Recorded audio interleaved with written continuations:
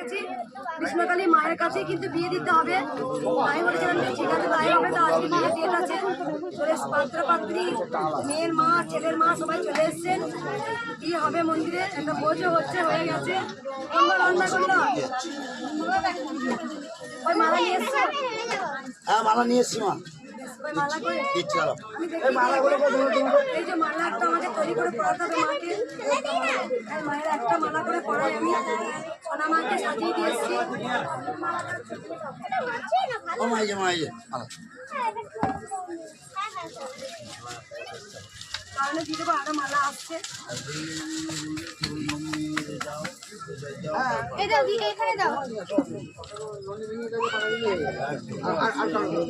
চিনি জল আর পদ্মফুলের মালা রয়েছে।